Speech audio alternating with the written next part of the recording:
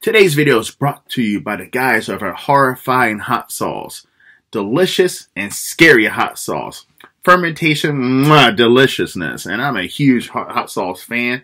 They have hot sauce for everyone's taste. Anywhere from PG to the NC-17. The Momo is my favorite. It's delicious and has a mango taste. Right now, for all of my viewers, we're running special to the end of the month. Just use my promo code, 3 bottles or more. You can get 15% off by using the code HorrorRealm3. 4 bottles or more, 20% off. Use the code HorrorRealm4. Please check them out at horrifyingco.com and tell them that the Horror Realm sent you.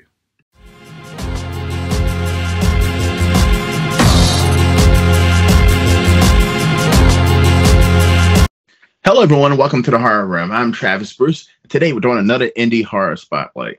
Today I have with us a filmmaker. He has a new project out right now, and it is fun. And it's called Open Doom Crescendo. I have my man Terry Chu with us. Terry, welcome to the Horror Realm. Hey Travis, thanks a lot for having me. I really appreciate it. You too, man. Listen, I've been looking forward to doing this interview. I've talked with 2 of your buddies, Adam as well as Chris. So I'm glad to have you on, man. Yeah, bro. Yeah, I really did. I didn't expect the shout outs from them, so it was really it was very humbling, and I love them both very dearly in different ways because they're different people, but like very much within the same community. And I've spoken a lot more with I think with Chris, and then Adam is someone who I wouldn't have had.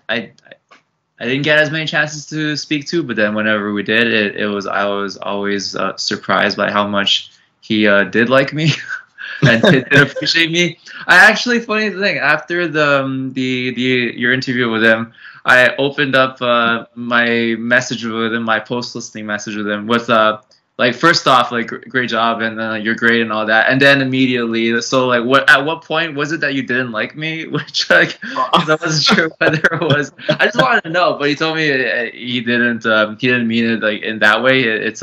He meant it more. He wasn't sure whether I was like doing performance art and then just kind of like not being real about like myself. But yeah, it was a very sweet exchange with him. And so I'm really looking forward to seeing Rock and Roll Asylum. I'm still waiting for him to send the link. He said he would, but maybe he just forgot. But it looks like a blast, man. I can't wait to see it either, man. I can't wait to see it. And they have nothing but good things to say about you, man. So, yeah. And I've had the pleasure of watching your movie, and it was a blast. Cheers. It was a blast. Cheers, now, yeah. No problem. Now, tell my audience who hasn't seen it yet, some might not have seen it, tell them a little bit about your movie.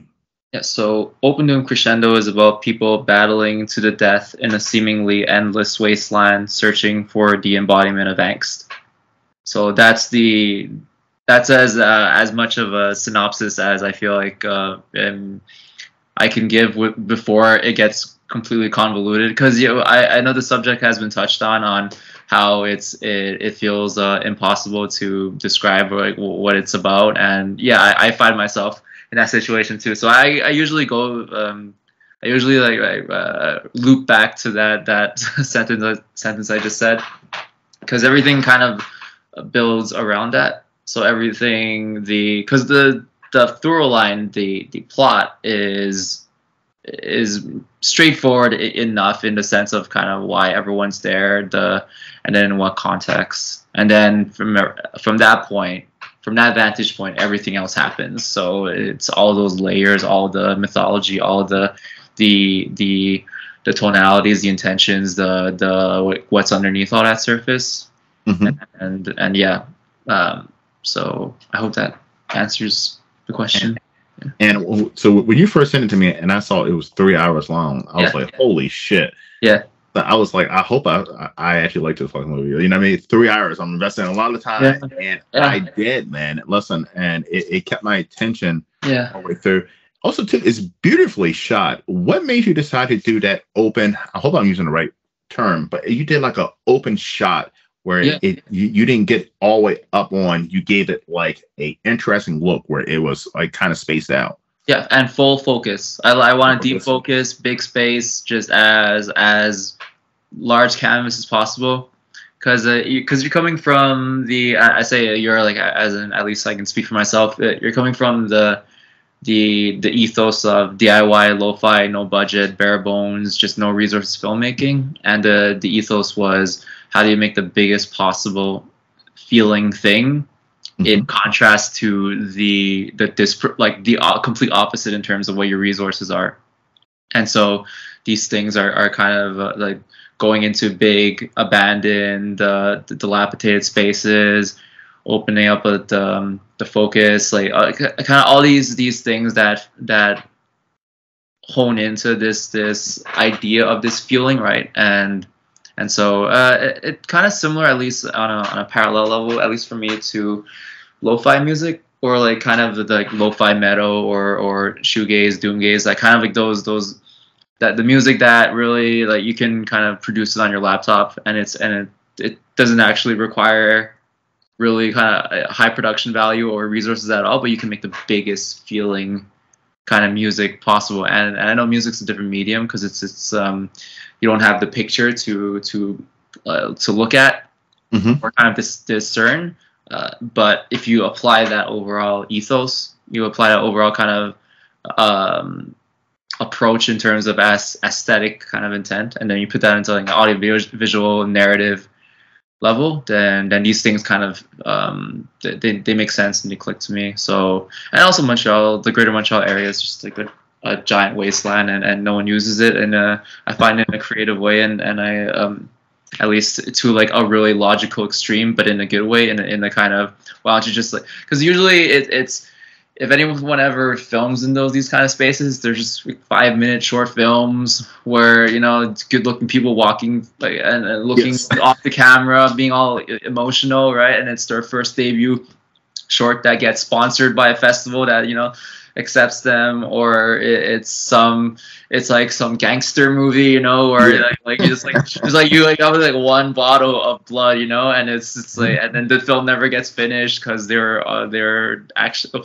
like too busy like jerking off to the fact that they're making like a motion picture, you know, that in the wasteland, right? So it's like those kind of things, like it's like, why don't you just kind of go the furthest possible level and then show up for it, and so yeah, I no one did it yet, so I thought. Yeah, I thought it was amazing. I was like, I've never seen a movie shot in this way before, and it was like so far out. Yeah, it showed everything. I was like, wow. I was like, I've never seen a movie shot this way before, and it definitely, it was something unique, and it was a beautiful look as well. Yeah, and thank you for really genuinely thank you, Travis, for emphasizing on the fact that it's 3 hours long. And that you like, not, it's already enough if, you know, James Cameron makes a 3-hour film. Yes, I know. Like, it's enough. It's enough when it's like David Lynch, like someone established, right? But you got like a nobody, like no one asked for this, no one like wanted it, right? And like it's like this like some random like a-hole just goes like, here's my 3-hour magnum opus, you know? And you sent me the link, and I was like, ah, shit, 3 hours. I was like, oh fuck, I hope this is not terrible, because I mean, because I don't know what it's. So I'm 41 now, and my attention span, believe it or not, the older you get, your attention span gets shorter than when you're younger. So like, I cannot, like, I'm trying to think, the last 3-hour movie I saw was, I want to say it was that Batman movie. Oh yeah, the Batman. And I'm telling you, it took me 2 or 3 days to watch that movie because my attention span. Great movie. Beautiful movie, great movie, but my attention span is just not there anymore when it comes to just sitting down and watching a movie for 3 hours. I mean, I could barely sit through Terrifier 2 in the movie theater. That was so demoralizing to listen to when you talked about it with Chris. Yes, it was 2.5 hours. I was like, oh, in the theater. So I was like, yeah, and this is with respect to the filmmakers, that I don't know what their lives are like what they're, I don't imagine myself like watching it and all that, but like after you guys were done talking about Terrifier 2, like I was upset just listening to you talk about like, it was upsetting imagining like how like that length and that kind of material and content, and like that it was and it's gore. I mean, for 2.5 hours. I mean, which is fun, but 2.5 hours is a little too much. yeah, and you gotta at least for me, it's like I need something to work with. I need something like there has to be some kind of breakthrough, like some kind of like existential breakthrough.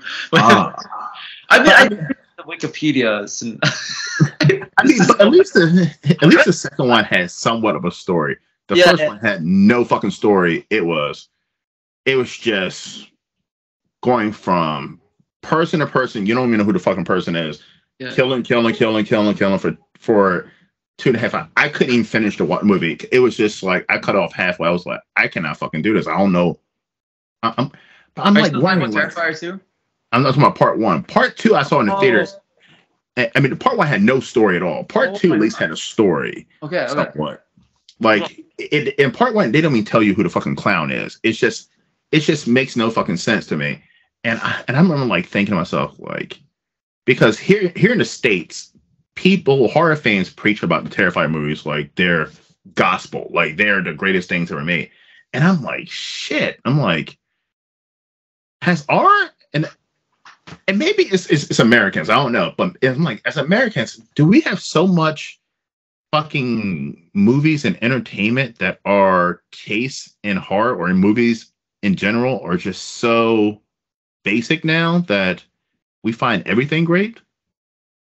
I very much agree with you, and I can't speak as a Canadian, but as a North American or just someone who is relating to you. It is frustrating how everything that comes out is the newest greatest thing, Yeah. and yeah, like it could be a movie or on the news, like there'd be like kind of the because the news starts off super depressing. It's like the first story is like everyone's dead, but then Yes. the last story is like this is the most wholesome thing. Thank you for making it to the end of the hour. Here's a really wholesome thing, right?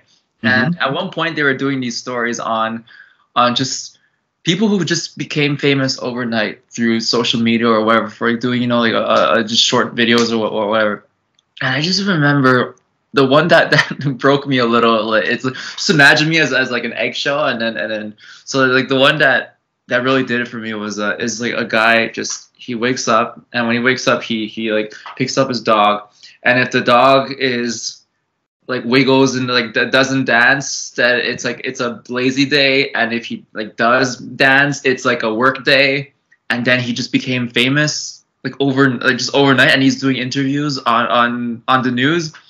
And I'm just like, and just like just imagine the eggshell just like just see like a fucking like eye just looking out, just going like I hope you have a bad day, like I want you to I want upsetting things, not like life threatening, but like I want just like I want you to feel like I want you to like I just want to mirror like this is absurd, this is like bullshit. But Exactly. I mean, I even interviewed somebody a couple months ago. I'm not gonna say who, but like so they did an interview with someone else, mhm.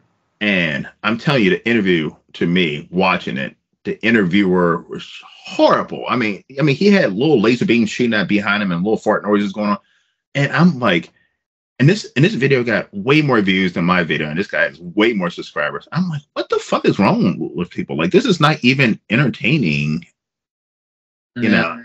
It's weird. It's just like I don't know what people are into now. I don't want to like. I just felt like I don't know. I mean, just feel like Yeah.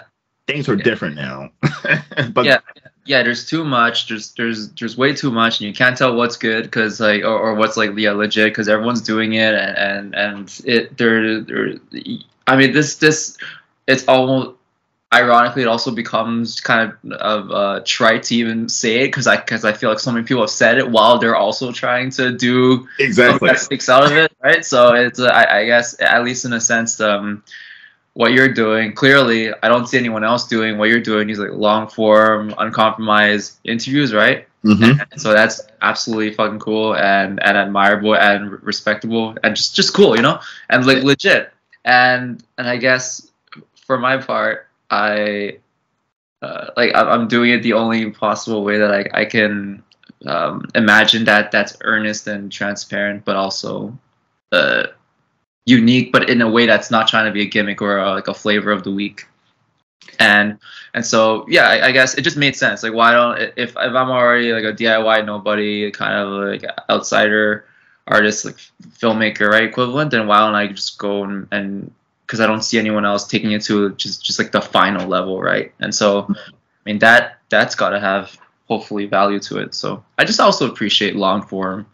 Yeah, and I respect your movie. The whole time I was watching, I was like, I respect this guy because you have made something that no one else, like you said, no one else has made, and it is depressing in some ways, but it's also, it tosses a little bit of humor in there, it tosses a little bit of action, and it tosses a lot of what the fuck am I watching in it as well, which kept me engaged for the whole 3 hours, because for 3 hours you have to definitely keep the audience engaged. Yes. Yeah. I mean, that's important, and yeah. And it does keep you engaged for the whole 3 hours. Awesome. Yeah, that's exactly it. It's just don't take them for granted. If you're gonna give them a 3 hour thing, then you gotta show up for it, right? I'm just saying this. Yeah, and like, cause on one level, like studio system, it's like you don't even know who made the movie anymore sometimes, right? And it ends up like being 3 hours, and you don't know who to blame, like who's responsible for this, right? Who's responsible for like these choices that like I've just like sat through for 3 hours, right? But then it's like the more kind of the more it becomes this like stripped down or artist or group of artist driven thing, right? If you're gonna do a thing that is intentionally asking you for your attention for like an extended amount of time, then you really gotta just it's just a matter of respect, but it's also a matter just of integrity, right? To like, even if it sucks, right, then at least like it's gotta suck with intent. I hope, you know. And it does. It's like, yeah, like I watch, you know, like 14 hours streaming shows where it's like, who decided that this needed to be like this long? And anyway, I'm going off on it, like I'm just going on with a bunch of like criticizing or anything, but yeah, it meant a lot that you saw the intent in it, and I hope it's also with the breakdowns and kind of like episodes of like where you can stop, right? Like where the episodes, next episode starts. And I think I also told you where the intermission point was, because that's where we do it at the actual screenings. And so, yeah. Now, is it? I know the answer to this, but what made you decide to? Because I mean, listen, the easiest way of being a no budget filmmaker is going especially in horror and the horror realm, is going found footage slasher, 90 minutes. What made you just be like, you know what? Fuck this. I am going to make something that I want to make. Yes, this is not going to be the quick way that is going to catch people's attention. This is not the norm. What made you to be like, you know what? I don't want to follow norm. Even though the norm might be the easiest route to success, I want to follow my own path. Yeah, it's the result of the environment that you were in terms of already not being included and not being able to be in a position where you can do that kind of thing. I didn't have the connections, I didn't have resources. I also don't have the disposition or the attitude or just the personality to mingle or network and connect or just make friends with the kind of people who would bring you into these circles. And then you got all these other factors, right? Like kind of where you are, what the infrastructures, whether you're a visible minority, so it just makes it even like harder, or if whatever's left for like the people for example, it's just like, because in Quebec it's a large majority is kind of taken by the how do I say this without like I agree like 99% of it. No, it's like here's like just as a non-scientific kind of proportion, like the majority just as a fact is handed off to the traditional kind of francophone white nationalist movement and kind of or like culture and the like largely within that kind of that providing in terms of resources and infrastructures and platforms and kind of places where you can make your art and people can see it, right? And it's also because the Anglophone are like their our allophones are minorities. And so, but the thing is, where I flip on that is that whatever's left for the anglophones and the allophones and those minorities is just wasted and monopolized by hipsterdom and by fakery. It's, I guess it's just like a collective choice of not doing more or not doing something constructive with what's left for you, right? Because you would think if you had less, if you just had less, you would not take that for granted and do more with it, right? But Correct. I've very much felt over the last just few decades or whatever, or a decade of operating around, because I've been in Montreal my whole life, so operating around this area, it was it always felt like it was very cold, very kind of it's like they were trying to make do with what little that they had, but then kind of like not having the self-respect to do something more with it, and then they were just trying to assimilate to a system that doesn't that isn't including them anyway, or largely, but then also just kind of the spaces they create for themselves they waste. And so I say this as an anglophone, right? Like I went to film school, and I basically graduated sarcastically, you can say, because I left with no connections, no skills. Everything that they taught you, I just like I made sure to not do, right? And so it's I just needed the degree, so my mom would beat me up with a broom, right? And so school, as like at that point at a university level, there was a lot of disillusionment in terms of feeling like, okay, this is what it seems like it's like in terms of, you know, even people my age and the ladders they're trying to climb and the networking and all that. And it's ironic that at film school they pretty much teach you like every single thing except how to like make something worthwhile, right? So it's like everyone's like jerking off to like the filters and just like the little whatever. I have just these kind of, what do you call those things, like those cookie cutter things where the stencils, like those lights. Oh yeah. I knew talking about Yeah, I remember doing these test shoots with it, and like looking like dramatically like off of the camera of the.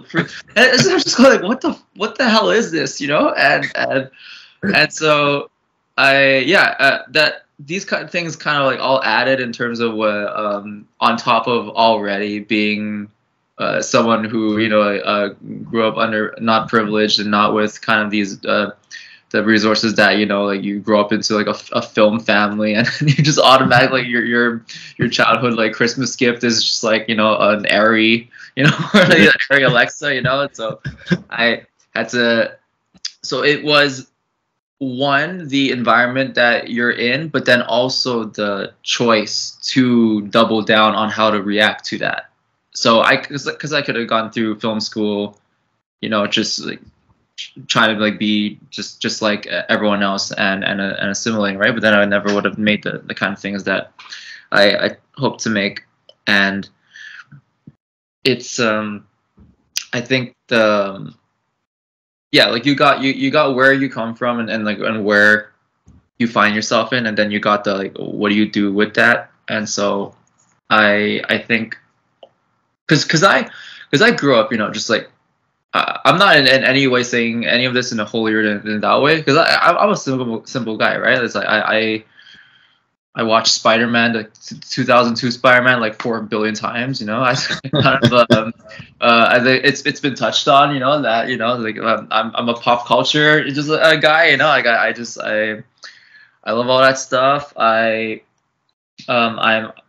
just the biggest fan of, you know, genre and just kind of like the larger than life heightened kind of storytelling, right? And I want to contribute or participate in a version of that feeling, right? Because that's the only thing that I feel at this point, kind of like I've thrown all my eggs into this basket, right? Because like I'm not only am I not qualified at like at anything, you know, like I'm engineer, like law, medicine, like any of that stuff, right? It's like I barely am qualified at film, right? Like I told you, basically, like I know so little about the overall kind of like craft that I'm trying to participate in, and yet I want to stubbornly, with whatever I have nurtured, right? Like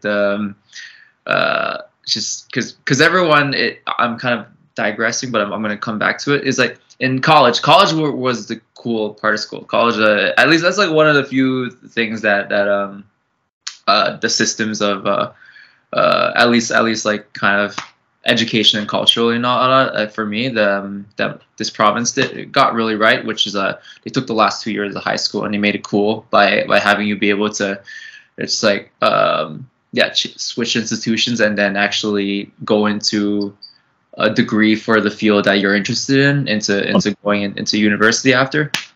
And so I did cinema in college, and everyone that year that was really obsessed with the camera, like the camera that everyone wanted to rent out. There's only a couple of them, and then if you can't get that one, you got settled with like some Sony camcorder, right? But the one that like everyone was just like foaming at the mouth for was the Canon 550D, the T2i, the Rebel T2i. Mm-hmm. And I remember, so I didn't really get to play with that one because I was just like going like, what the hell is going on? Like, I'm just trying to like keep up and catch up and just do it and work with kind of bare minimum resources and all that. And then, but at the second year, because it's a 2-year program, the second year I finally I got that camera for myself because I didn't want to depend on renting it out. Mm-hmm. And everyone was already foaming at the mouth for the next camera, right? And so I saw already these omens of like race, of just like arms race, you know, mm-hmm. In terms of like there's always a next thing, you know. Always, yeah. And I don't know how it happened. Maybe it is a result of growing up with less or none of certain things, and then going, you know, and then also laziness, because like at that point when everyone was foaming at the mouth for like the Rebel T3i, there's a screen, you know, and so something new, there's a 5D, you know, bigger sensor or 6 or whatever, you know. And I just like it was almost at the filmic level. You can imagine just a giant hallway where it's like as vast as the wasteland. I'm just gonna stay right here with this T2i. Yeah, I'm owning something with it. And same thing with my cell phone. Everyone just had had iPhones or whatever, or just like the next camera is like you can make movies with this camera. You know, you can kind of like you can do anything. You can save lives with this camera. You know, and I just have my freaking I have this, and I'm just going like I'm just gonna stay right here. Well, I got a piece of shit. Motorola smartphone. I mean, it's not even anything. I mean, the camera quality is shitty. Everything. Yeah. I don't care. I mean, it's like I don't care. I mean, I'm not going out and spending $2,400 for a new fucking phone every year. So it does what you need. It calls. It texts. Yep. It takes like Blair Witch Project, like just like the divided by low quality videos. Yeah, it looks like almost film a little. Exactly. It looks. I mean, it works. It works. I mean, but when I do like videos at like horror conventions, walkthroughs, and so forth, I mean, I have a GoPro that I use for that. So I really don't use my phone for video wise. I mean, my phone is literally for me to communicate and work. That's about it. I mean, And I'm gonna admit, like I got like I got this, but for apps. So this is like 10 years old or something. This is like this is basically this of actual like modern advanced phones, right? So it like I mean maybe one day I'll get an iPhone Max 15 or 25 or whatever fuck the new thing is. Yeah, and then it'll be obsolete in 6 months. So I mean, that's what sucks about it. Yeah. That's why. So exactly. So that's why seeing that, and you know, you're poor. It's like you can't afford to just get the next new thing, right? Mm-hmm. So you're just going. I'm just gonna stay right here because I can't afford the next thing, but two, I'm lazy, like to like afford the next thing, and 3, why don't I just try to make something? If like this is already cool, why don't I just try to spend some time here? Just spend some time and just, you know, just take in the scenery, like so to speak, and just take it all in and see what comes out of that. And one thing that always confused me, I don't know if this confused you. Yeah. When you like go to a McDonald's or somewhere and you see like the employees having like the newest iPhone and the iPhone Watch and this and that, and you're like, How is that possible? Like, It's their parents, probably, right? I don't know. I don't know. I mean, I I'm don't, talking, these people look like adults. I mean, but I mean, I don't know. yeah, I don't know. I didn't have my parents didn't have the money to spend thousands of dollars on me for technology. So Maybe that's why they're poor, because because they've spent all their money like on that, you know. yeah, yeah. I'm like, Yeah. So yeah. So the cameras that like so for example, yeah, like I would stay with the T2i, and then that ended up being the camera that I used for Open Doom. Like I stuck through it. I knew from the get go, like, the aesthetically, just resolution wise, just kind of ethos and movement and practicality. This is it, right? And no one's ever done a 3 hour deliberate, decisive epic, right? That isn't made to be just like a Vimeo movie, like it's made to, like, which is fine. But I'm just saying, in terms of kind of, if you're trying to like hone towards, like what I said, the kind of those big movies that you grew up watching, that kind of spectacle, just entertainment, and then the kind of entertainment that makes you think and can change your perspective, it becomes this, like, why don't I just take this ethos, which is kind of where you come from, and then also, that said, it's the music, coming back to the music I listen to, right, which is in a way, it's, you kind of got the medium that you're trying to aim towards, which is theatrical cinema, but then you got the ethos that you're coming from, which is one, being poor, and the background, and having less, and that background, plus and it goes hand in hand, like lo-fi creation, right? Kind of like lo-fi music production, or artisanship, or like whatever it is, right? And then applying all that, kind of fuse the two into some kind of like Metroid Prime kind of, just it's like super thing, and you come out with something, yeah, that it just happens to be new, right? Like, because I didn't go in doing it saying this is going to be the next cool thing, which is being poor and then making the most biggest thing. It just became a natural. It was just, yeah, like a natural step, process, right? And at the end of the day, I wanted to give something that felt big, that felt meaningful, and then naturally the worth of it, whether I wanted it to not, but in this case I wanted to. It goes hand in hand with the design of it.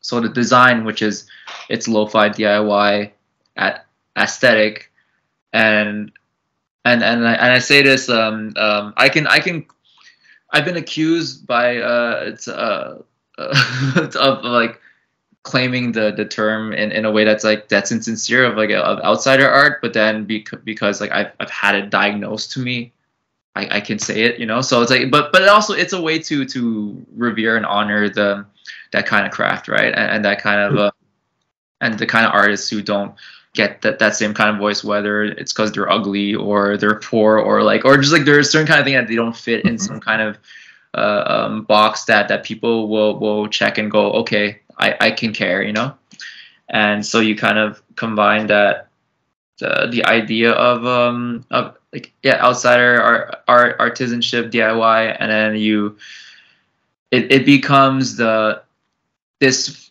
thing feels even bigger in its own way, because despite and in spite of its nature, which ends up not being a limitation, it becomes an empowerment, right?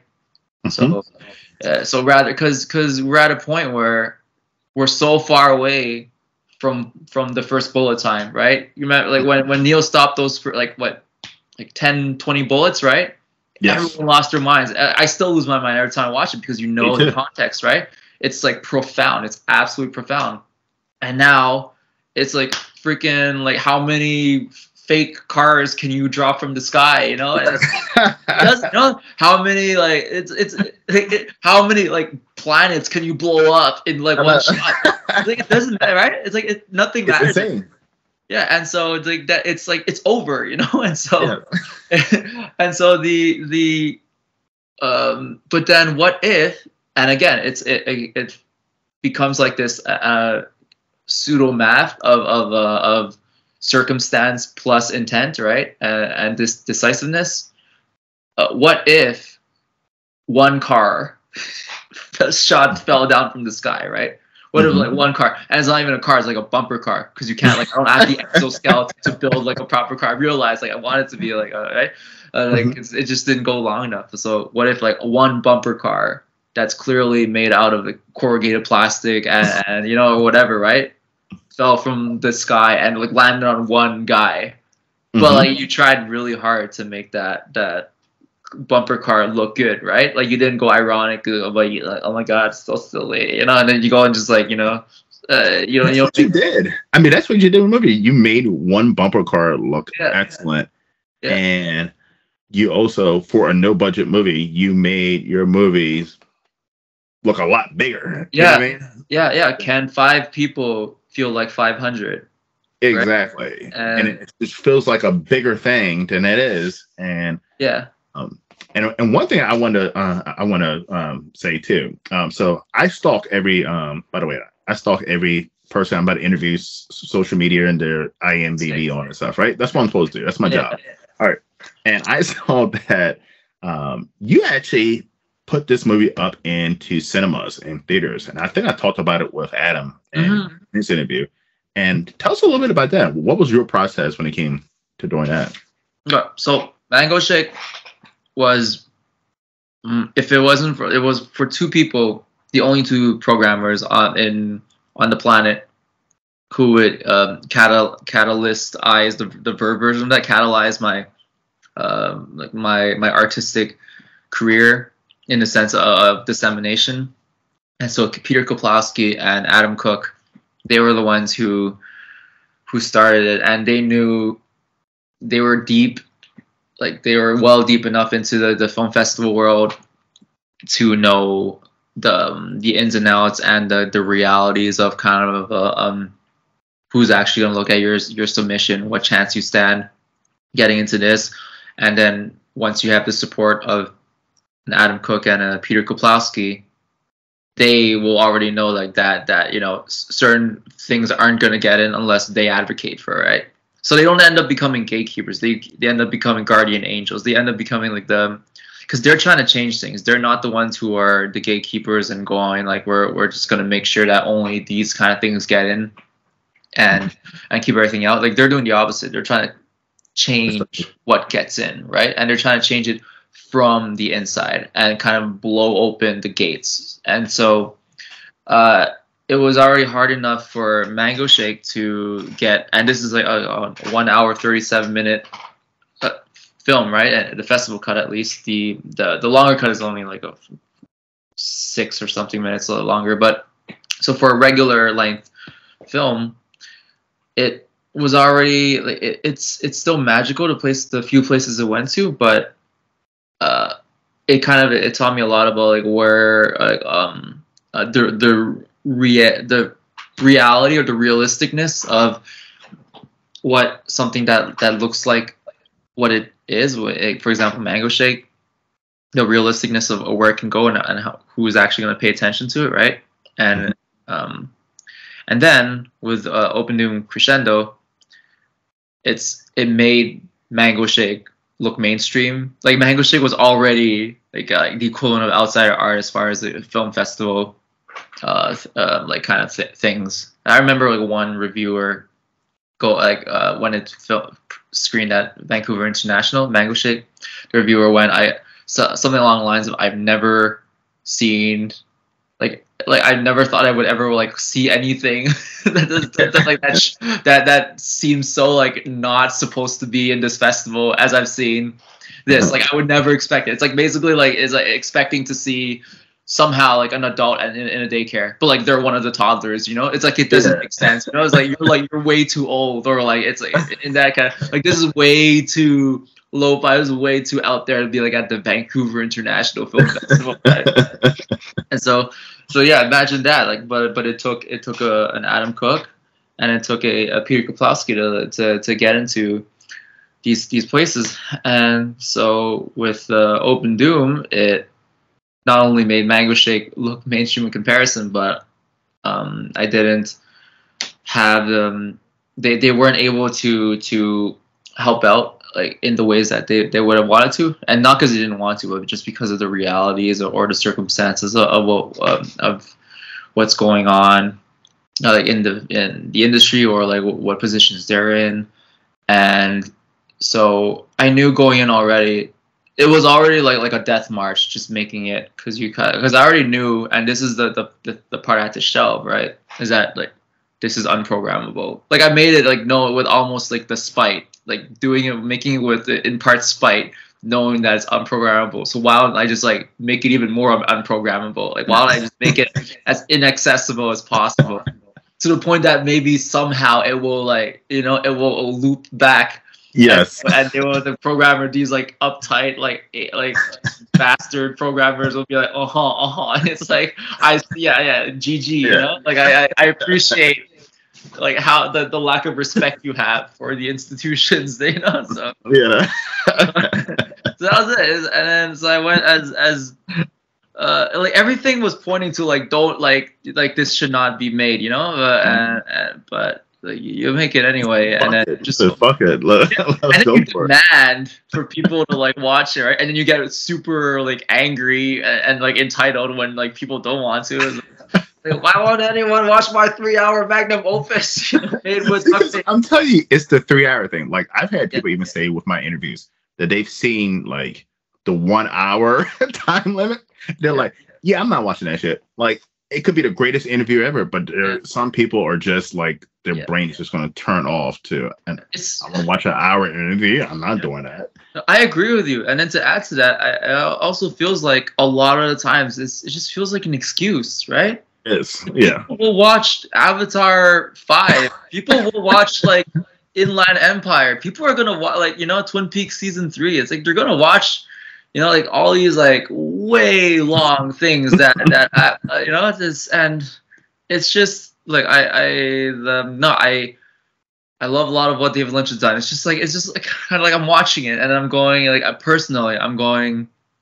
I like, see, in the case, I think we're going back to the conversation, like seeing something that people call it the greatest thing ever, right? I remember just like I was also not in a great place, but when I kind of just like just torture like sat through like Twin Peaks season 3, and I'm just going like I don't know, you know, and in Twin Peaks, I never understood Twin Peaks. It was something that I've connected. Yeah. Anyway, but I still very much appreciate David Lynch. Lost Highway, and maybe this is the contrarian in me. Like Lost Highway is my favorite of his, and I love it because of how contrarian it is in its nature, and like or it does something so radical. Like the main actor is just like out of the picture for what it feels like 70% of the movie. Yeah, it's like played by a different actor, right? Have you seen it? Yes, I have. Yeah, yes. Right. Isn't that like insane, right? He's just like gone for like just played by a teenager for almost the entirety of the movie, and I just thought it was that was so epic, and I liked how like the creepy pale guy ended up being like a good guy.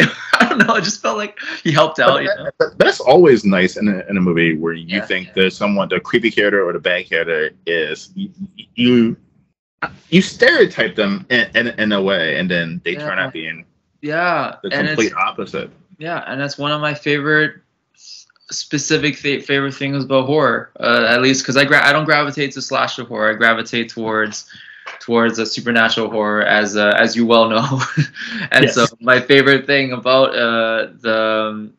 this is the reason why I love Insidious 2 so much. I was about to ask you because Christopher told me to ask you about Insidious. Yeah.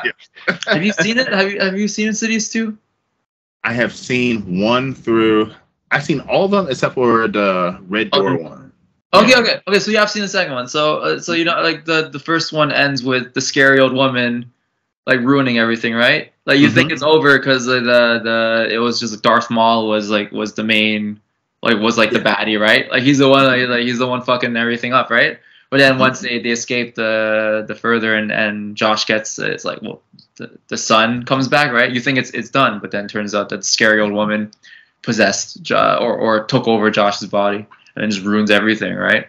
And so yeah, you see, like I got the.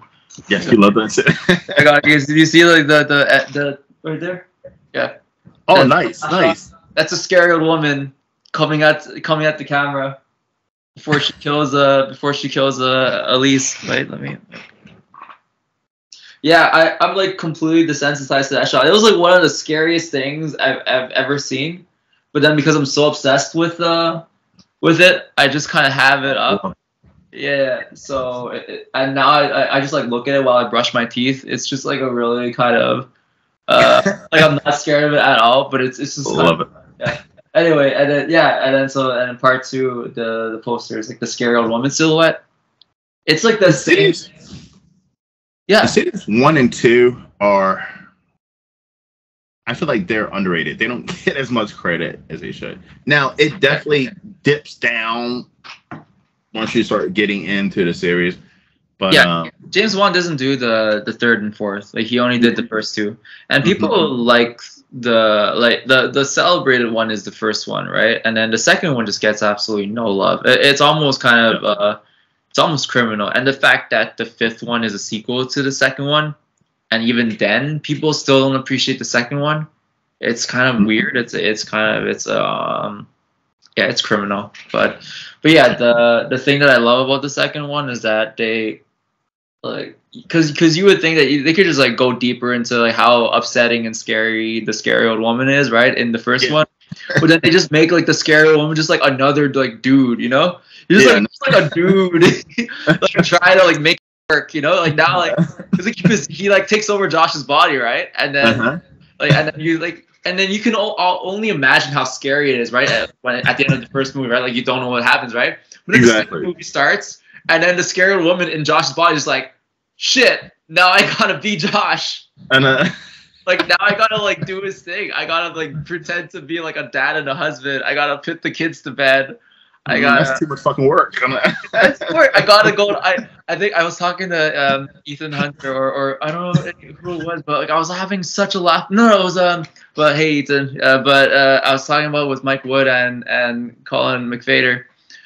Like we collectively organized a screening of Insidious 2 at the end of October. And yeah, like the funniest thing is just like imagining everything that like scary old woman, like Parker Crane, because it is a man, right? But like best as like a scary woman, Parker Crane, Josh like has to do. So like he has to go to school, he has to like teach, right? Like he has all of like Josh's like I guess just like understandings of like what it, you know, like, or somehow it's a movie, right? But imagine him being in class and like you know, like, fuck this shit. I didn't sign up for this bullshit. Slowly rotting, and it's just like he has to like follow like street lights and all that. And so yeah, like it's hilarious. It's hysterical. It's like and the fact that it's still very much like a sequel to the first Insidious. They don't like make a satire out of it, right? But it's just such a brilliant continuation, right? Because it gives you, it didn't, like, because you didn't necessarily know what you were gonna get into the second one. You just imagine what might happen, right? But then it gives you not only like what you didn't expect, but like what was the most wholesome, hilarious, like just like thrilling thing you can possibly get, right?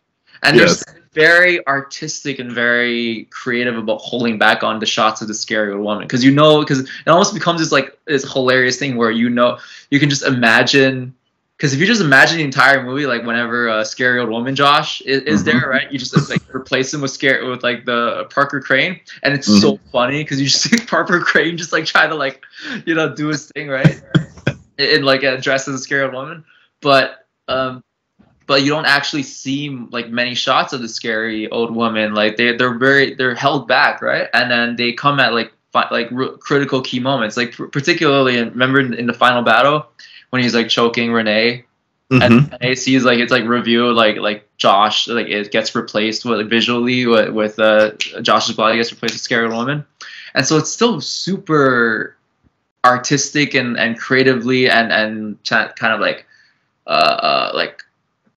choreographed in terms of like on a horror art level, right? And it's brilliant. It's just genuinely and it's genuinely thrilling that like it goes. We're coming back to the whole like good ghost, like characters who you thought were creepy at first, but then not necessarily. Yeah. And then the further has like good ghosts, you know.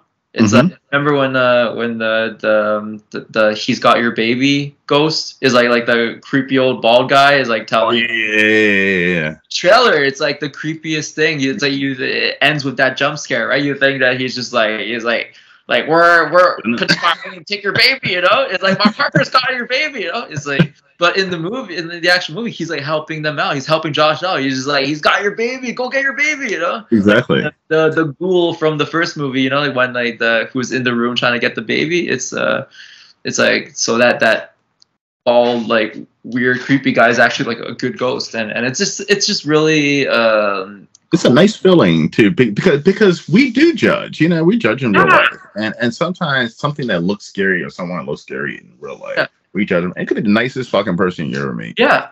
And we do the same thing in movies. I mean, it's human nature, and I love that filmmakers sometimes, especially in horror, capitalize on that. That they know that he's human nature, something that looks a certain way, we're going to judge that that's bad or scary. Yeah. And switch that motherfucker around. Yeah. And by the way, speaking of James Wan, let me change something. Malignant. How come that movie does not get as much love as it should? That was good. It's incredible. It's absolutely incredible, and I'm gonna come back to that. But like to finish your point about like the judging, right? It's like Parker Crane just ends up being like a dude who had mommy issues, right? It's just like his mom forced him to like dress up as like a woman, right, and like drag or whatever, and like kill people, right? Just because like she hated her husband, Parker Crane's dad. And it's just like at the end when he redeems himself, right? Like when like Elise tells little Josh. No, little Parker Crane. They like help us to like transcend space and time and like redeem your older self by like killing your mom, right? Helping us kill your evil mom, right? And then it's like, and then the ghost, like the scared old woman, which becomes like an entity and an idea of itself, right? Like she'll get banished, and so like Parker Crane can like it can go off in peace. You know, it's brilliant. It's really the fact that Parker Crane is just like another. It's just like a pawn, you know, but then it ends up like getting to be redeemed, and it's very moving. It's fulfilling. It is. Watch when I see that shot. He's just trying to make it work. You know? He's just trying to looking for a way out. You know, he doesn't want to be in the same room. It's total random that you had down your wall. By the way, I love it, but it's random. It's like because as soon as I got an interview, I was like, I seen the Insidious post. I was like, that's right. Christopher told me to ask him about Insidious. And I almost forgot to, but I was so glad you had it on your wall because it rung that bell. Yeah, I was ready, man. Yeah. So on Malignant, maybe it was like got lost in the pandemic shuffle, and also like WB like did like the dumbest thing of like releasing all their movies like day and date or something. And I guess there's different factors, but yeah, for real, it was absolutely it's criminal that it got lost in the noise, because it's an absolute like masterclass, instant classic. I love it so much. It's in a way to look at it like James Wan took his like the absurdity that he like honed and crafted in Insidious 2, and then took it to like such a level where such a like give no fuck, but like from the get-go it's not even like building on top of like a scary foundation of Insidious, right? By doing Insidious 2, which is just like a absolute thrilling like horror comedy action thing, right? Yes. And then but with Malignant, it just straight up turns into an action movie. Like it just like straight up like goes for it, you know? Yes. And it's and again, it's also so deliberate with kind of misleading things like the bad acting or the feeling like, you know, because the trailer makes it look really kind of tense and suspenseful. Yeah. You're watching, go like, this feels silly, you know. This feels you're watching, you're going like this doesn't feel very like that scary, you know. Like something is going on, and yeah, I think reason why I love Wan so much is that I think he knows more than most filmmakers in terms of the self-awareness of like of the decisiveness of what you do, right? How you present your films, how you market it, and then what you end up doing with it, right? It's a really hard because I feel like it's a lot easier to just, you know, go with what kind of studio systems expect, right? Or because even on an indie production level, it's like it still feels, a lot of movies still feel like by the numbers, kind of, they're just going through the process, they're going through the motions, right? But then to make things that are very emotionally, kind of existentially, philosophically, aesthetically intentional, to the point that you're going, that's something you would have wanted to make, right? It's like something that, you know, you feel like if it weren't for the shackles of capitalism and kind of the haves versus the have-nots, you would be able to be in a position to say something like this kind of radical, or in a good way to do something this kind of creative or bold, right? It's like, you got guys like James Wan doing it on that level, right? Yes. It's like, just no one else would have kind of gotten a film that starts the way it does in *Malignant*, and then ends up at the interrogation room where like the window, the glass shatters, and like the electricity goes out, and then like the phone rings, and then she suddenly looks so fucking cool, and she's like, he wants to talk to you, you know? Like she went from like hysteria woman to like full on, like she was like acting into like her as like a tense like badass, like she wants to talk to you, you know? And what I love about James Wan too, it's so cool. It's like he also knows when to get out too. Yeah. A series, you know what I mean? Like the studios want him. They're like, oh well, we want you to stick around to make Insidious 20, and he's like, nah, I'm good. Like he knows when to get out, when you know he can't be creative anymore, and it's just a cash cow, you know. Absolutely, yeah. And it's and like while he is there, right, like with like, he makes sure that he gets to do it in a way that is sincere, and it takes, I'm sure like it's taken a long time. He has a long filmography, and a lot of his earlier stuff didn't have the success that he wanted to, but and so like that's a whole other thing of like how of, you know, being able to persist and get through these ups and downs. Then once you get into these positions where you have a say and then people start paying attention to you, and then people start really kind of giving you, because Aquaman made like over $1 billion, right? And so he got like carte blanche. He got like just do whatever you want. Like he got like a big fat paycheck from Warner Brothers, right? And then he made *Malignant*. He could have made anything. Yep. And he went and made like an action movie, you know, like it disguised as a slasher, right?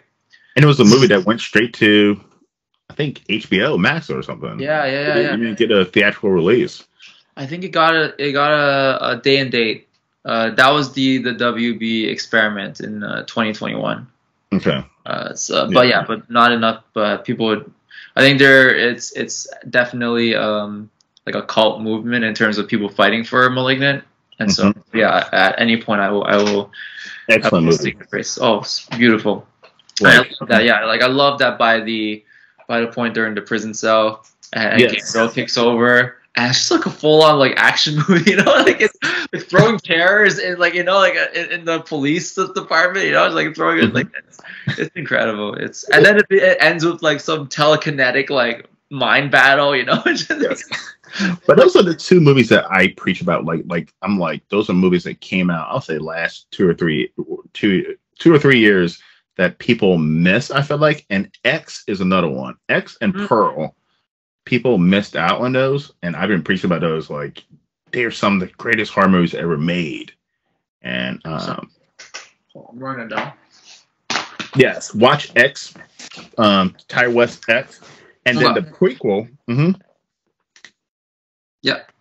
So the prequel is called Pearl, and Ty West released them both in the same year. So which one do I watch first? Like, should I watch? I would watch X first and then watch Pearl. Okay. Yeah, even though Pearl's a prequel, I would still watch it that way.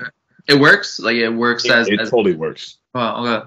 It's so fucking good. I mean, it's just a beautiful... I mean, X is terrifying, but Pearl is beautiful. Like, it's like... you put them both together, and it's like a fucking masterpiece, man. Yeah. is there a sense of without necessarily getting spoilers, but like, you can respond how you want. But there's like because it timeline wise, it's goes from beautiful to terrifying. Like, how do you reconcile that? How do you reconcile something that will eventually become terrifying, but then the prequel is like profound and beautiful? That's like really tragic. It's still terrifying. The prequel is terrifying, but I'm talking about it's beautifully shot. It looks like Okay. it's shot like the first one is shot dark. Okay. Right? It's shot dark, and the other one is like it's shot like almost like the Wizard of Oz. Like it's so bright. It has this theme. It has it's a fucking horror musical. Like it's insane. It's absolutely insane. I mean, it's a fucking masterpiece. All right. Write that down. Thank you. No problem. No problem. Everybody I've told this to, they always message me like, "Oh my goodness, thank you for telling me that movie was those two movies are so fucking excellent." And nobody knows about them. I'm like, how do people miss out on these two movies? That's what I love about what you do, Travis, is that you're giving space to people, and I mean you're interviewing so many people, and it's really great what you're doing. So yeah, commend you. Oh yeah, but by the way, too, if you want to watch something really terrifying and disturbing, I don't know if you've seen the interview. Darius. Whoa.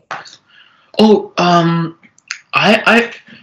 if I'm gonna get scared, like I need something to work with. I think the thing about horror is that I want to be moved. That's the thing. This is gonna move you. This movie is shot beautiful. I mean, it is. Number one, there's no dialogue, so no one's talking in this movie. Oh, yeah. So it is. I think he said there's 2,000 different sounds going on. Like it's fucking weird because one second you hear a horse and you hear a baby crying. You hear like it's that for 1 hour, and just the audio is fucking, it disturbs you. Cool. But the visuals, it's pretty much like it says, you know, if you have seizures, don't watch it because it's flashing lights, something, boom, boom, boom, boom. It's disturbing images popping in. Nice image, disturbing. Nice, disturbing, and it's like it fucks your head up, man. Okay. Yeah, that definitely sounds like a trip. Yeah. But by the way, but like before when I was saying that I need like something, I wasn't dismissing what you're saying. I'm just I was just speaking to kind of. No, I wasn't calling. No, I told you what I'm saying. I mean, like, and I would love to have these guys on my show. Listen, I'm pretty sure one day they'll come on, but like, and probably not because I keep bashing the fucking movie. But the only reason I'm bashing their movie because the Terrifier movie. It's a Terrifier movie. It's because horror fans, keep talking about how great that movie is, and it's not. Mm-hmm. And I'm not saying the movie is the worst thing I've ever seen. It's not. It's not. I'm proud of what they did as an ending. They made millions of dollars of it, but it's just that horror fans talk about that movie like it's the greatest fucking damn thing ever made. And you know exactly what I'm talking about. Yeah, it's kind of weird. Yeah. It's kind of fucking weird. And I'm like, it's not that good. Yeah. Like, are you going to be saying the same thing about like something next month, you know, about, you know, like Horrifier or I don't know, just some kind of. It's like, are you gonna be to the people who say that this is the greatest thing ever? Are you gonna the next month? Are they gonna be saying the same thing about like Horrifier, like 4000? You know, where it's I know it, but no, but listen, I've been bad mouthing the Soul series for a while, right? Oh yeah. And I saw the first one. I only saw the James Wan one. Okay, well, I mean they've been shitty since after part 2 or 3, right? They've been pretty bad. But here's the thing: how can they not be bad when they were pumping out every single year? New one every single year, right? It became more like a Halloween deadline. Yeah, it was literally pumping shitty movies out every year, right? For like 10 years straight. Uh-huh. And then they announced Saw 10's coming out. I was like, shit, I don't want to see this. Like, you know, I was like, this is going to be awful, blah, blah, blah. Like, I went to see the one before it with Samuel L. Jackson and Chris Rock, and that, I gave that one a chance, and it was horrible. And then I went to see Saw X, and I made sure to come back on my channel and say it was the most amazing Saw movie I've ever seen in my life. Okay, and that's a prequel. So how does that how does that work? Like, I mean, like, is there something very profound that happens? It does everything that the original does, Okay. and more. Okay. It might be. It's right there, neck and neck with the original. It's that fucking good. Mm-hmm. And I was like, I don't mind coming back on my show and eating my fucking words. You know what I mean? If something is great, it's something great. Now, the Exorcist movie is a piece of shit, but I've been saying it looks like going to be a piece of shit for a while. Yeah. But no. But I will. I came on. I bashed the first Terrifier, and then I went to see Terrifier 2 in the movie theater. I was like, I fucking loved Terrifier 2. I didn't love it, but I mean, it was way better than, like, I could see someone saying they love Terrifier 2. I'm like, okay, I get that. Yeah. But Terrifier 1, no. Like, it's low-hanging fruit. It really is. It's low-hanging fruit movie, filmmaking. Yeah. I guess because I'm really emotion based, so I guess it's hard for me to like watch things that aren't at least driven by some kind of need or reaching out. I mean, like it's like Macho Man or whatever, or like kind of like traditional masculine people are gonna call me like a sissy or whatever, or it's like I get so emo, like but it's what I like, Me too. That's where I am now. And those 3 movies that I gave you, I'm telling you, you're gonna be like, thank you. Now, Darius, you might say thank you and fuck you at the same time, because it's fucking disturbing. Yeah. Oh yeah. I'm just gonna be like, thank you, fuck you, thank you, fuck you. Yes, exactly. Because it's the most disturbing thing. I'm telling you, it's like watching something really bad happen, and you can't turn it off. You know what I mean? It's like you're like, this is wrong to be watching. You gotta be like, you can't turn this shit off. You gotta be in a bad mood for that, then, right? Like, or you just gotta be in like a mood that you're okay. You gotta be in Yeah. You can't watch it like after you had a really good day, and then you don't want that momentum. Fuck no, you don't. You don't want to be having a really good day. Yeah. Maybe you need a bad day. You need a bad day. Yeah, it's like Spider-Man 3. It's like you need Spider-Man. Like Spider-Man 3 is there for you. I enjoy Spider-Man 3, by the way. Okay. Here's the thing. It's like, am I the only one? And I've started bringing this up, but like I feel like I'm the only one who notices that like Spider-Man is in Spider-Man 3 for like less than 3 minutes. He's just not in the movie. Like, does no one else like bring that up? It's crazy. People are like, there's too much going on. There's too much plot. There's too many subplots. There's too many characters. Too many villains. I'm like, there's too little Spider-Man. It's just like Peter fucking Parker. It's Tobey Maguire's face like for 2.5 hours, right? Literally Peter Parker. And it's just like there's like the Peter Parker fights are nonstop. They just go on forever. And then and fucking finally, like when Spider-Man shows up, like just like an hour later, right? The scene's over as soon as it starts. It's like you feel it's kind of crazy. Next time you watch it, just listen to even like the way it's edited. Like look at the way it's edited or the music. Like as soon as the Spider-Man scene starts, it's already ending. It's crazy. It's not like the first and second Spider-Man. It's like they let it run, they let it go, they let it like dance and choreo and have its thing, right? Even in Spider-Man 2 when he like quits for like 45 minutes or whatever, or it feels like a really long time. It's like it's well paced in a way where like it feels so long, right? But when he comes back, it's huge, right? They do like the ultimate Spider-Man fight with the clock tower and the train and all that. And then when he unmasks again, it's like in front of everyone, it's a big deal because it's not like right. But in fucking Spider-Man 3, it's like Tobey Maguire. It's like he shows up, Tobey Maguire, right? And then like the end of But do you think they didn't give a fuck about part 3 because they knew it was gonna be the last one? I think Tobey Maguire really didn't like wearing the mask because like that was like a known thing, and so he just wanted more face time and he wanted a bigger paychecks and he wanted to justify or whatever.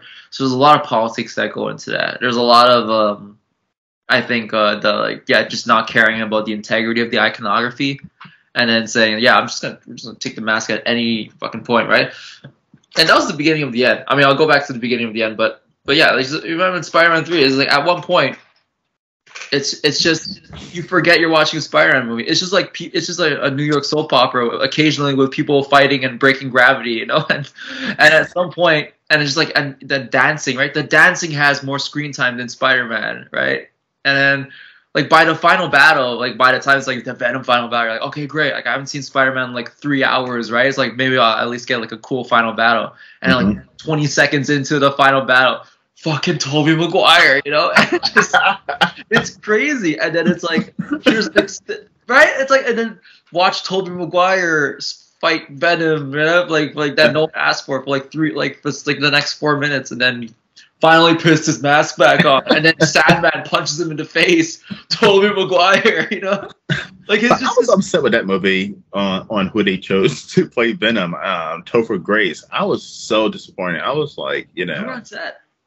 Topher Grace was the guy who played Venom. Upset? Oh, you upset? Upset. Okay. I was upset because like I imagine you being upset and be like, yeah, I was upset for no, but I'm a huge fan of the comic book, and yeah, I saw he's a big, muscular, athletic guy, and like, you know, he's Topher Grace from that 70s show. He was like this dweeby looking, annoying, nerdy looking guy, and I was like, yeah. It just wasn't likable characters in that movie. No, just not likable. I mean, like, here's the thing. Like, as cool as Venom is, it's like once I read the comics and his origin comics, it's like he's like one of the worst written. He's not interesting. He's just like one of the most. He's probably proportionate to how much people love him. He is like, by contrast, like the least interesting character. Like slash villain. Like he's definitely one of the least interesting Spider-Man villains. Yeah, no, he's like his whole point is that he just want to like fuck over Peter, and then he got in trouble, and he's like, if only they just let me like just do my thing. If only they just let me like do like fuck with people. How dare they? And then that's his whole spiel.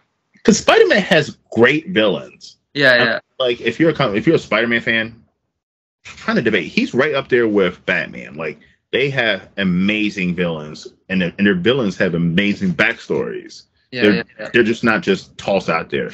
No. Venom has the weakest backstory. Oh, he's got no backstory. He's just like an angry douche coworker, right? You're like, what's so wrong with Framing Spider-Man and being a dick, you know? What's so wrong? And he has the weakest backstory. I mean, Dr. Ock, Green Goblin, Hobgoblin, you could even go to Rhino. They all got amazing they all got amazing fucking backstories. Venom has none. Yeah, no. Like, if you find the comic and like the Amazing Spider-Man comic where he becomes like he's about to become Venom, there's like just like it feels like 3 pages of him just monologuing in his head, being like, why didn't they just let me be a dick? Like, I have the right to do my thing. I have the right to free speech and public, being a dick. And then the symbiote falls on me. He's like, and it's hilarious. It's really hilarious. Terry. So where can everyone find you, my friend? All right, they can find me at on Instagram at Crescendo Angst. So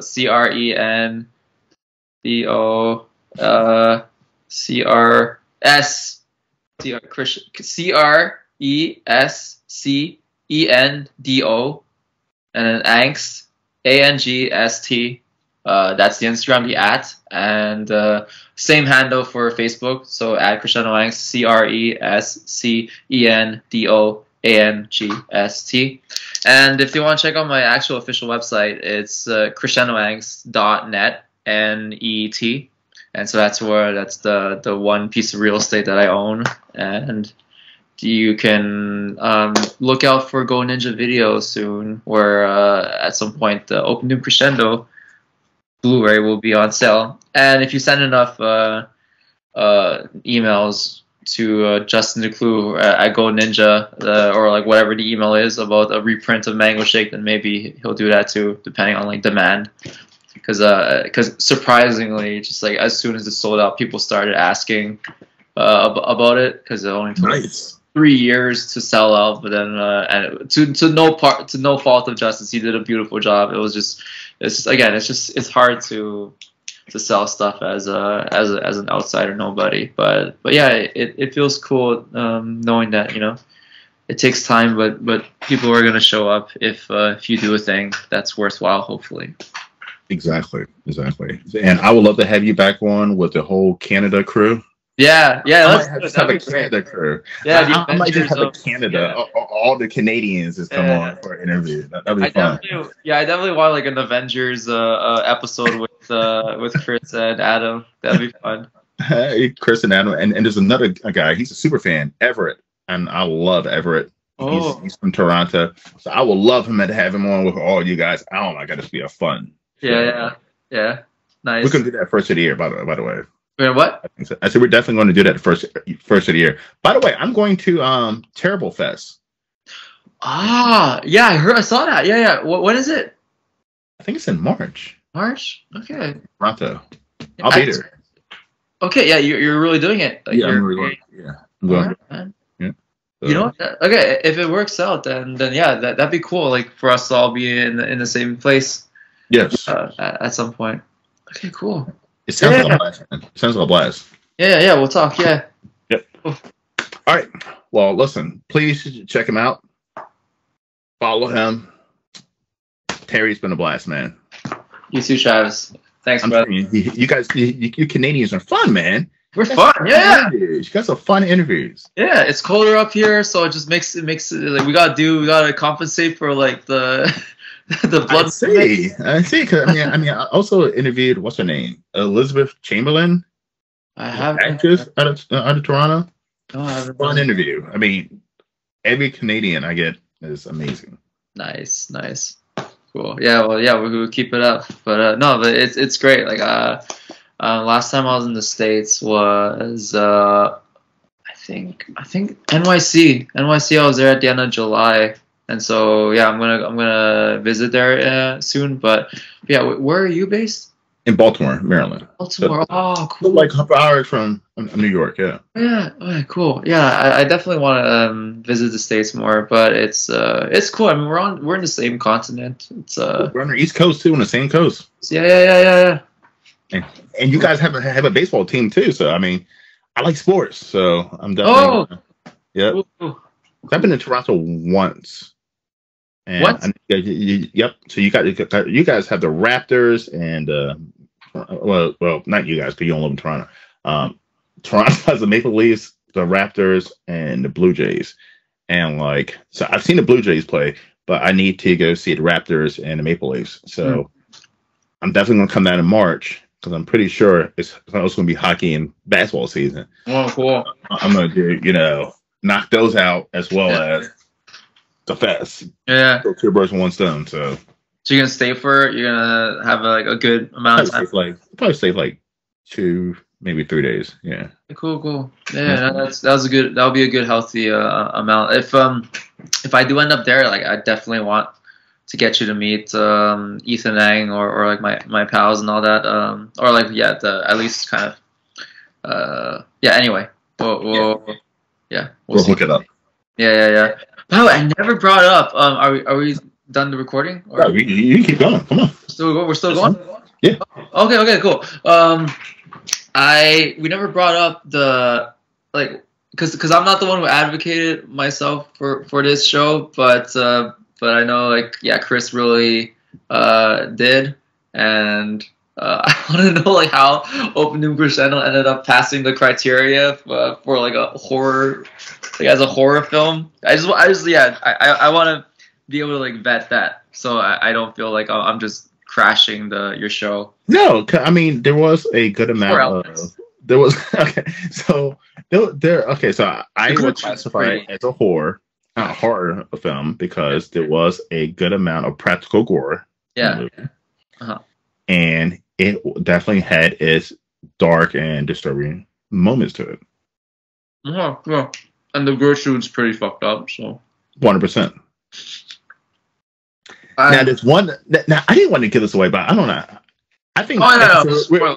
okay, we're at already 18 minutes into the interview anyway, so people are checked out. Cool. While I was watching the movie, I just got a fucking weird Power Ranger like fucking vibe, and it was from the people in the gray suits. Like it just made me think of fucking Power Rangers. Every time it's without. Really? Was it Eddie's inspiration? I forgot what the gray suit Power Ranger people were called.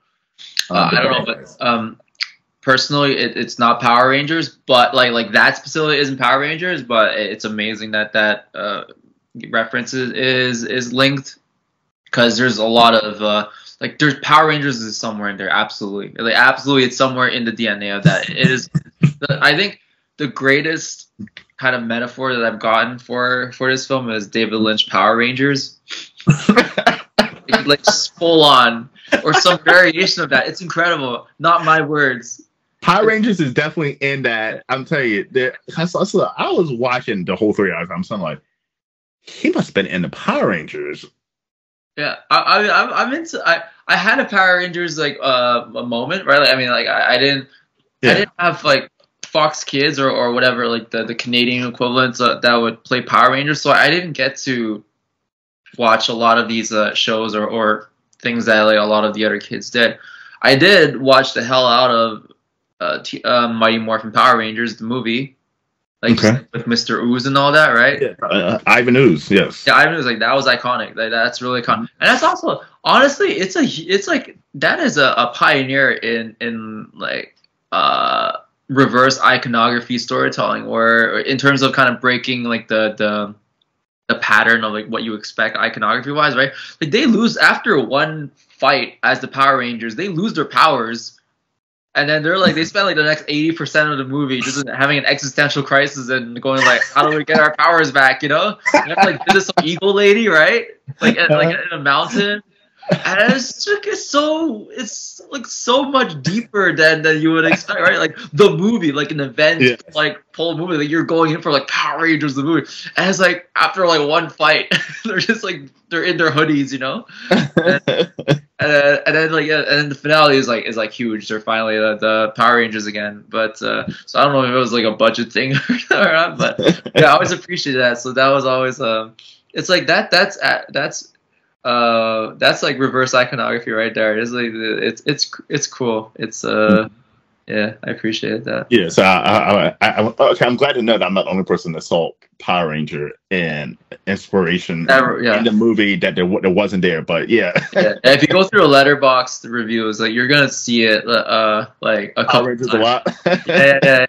If you end up adding your review, which that would be amazing. I definitely will. Please mention that. Yeah. But yeah, David Lynch Power Rangers is like, but David Lynch or Power Rangers or David Lynch Power Rangers, and I just like love the combo, like the Paul Monto of David Lynch Power Rangers, like the most existential Power Rangers that you've ever seen. But it's I really appreciate that. Yes, but yes, definitely horror in my book. Sick. Yeah. Cheers. Yeah. All right. Well, everyone, well, thank you for coming to the horror realm. By the way, if you like Power Rangers, check it out too. So if you like, oh yeah. Thank you for coming to Horror Realm. I'm Travis Bruce. I'll see you guys next time. Yeah, thanks so much, everyone. Take care.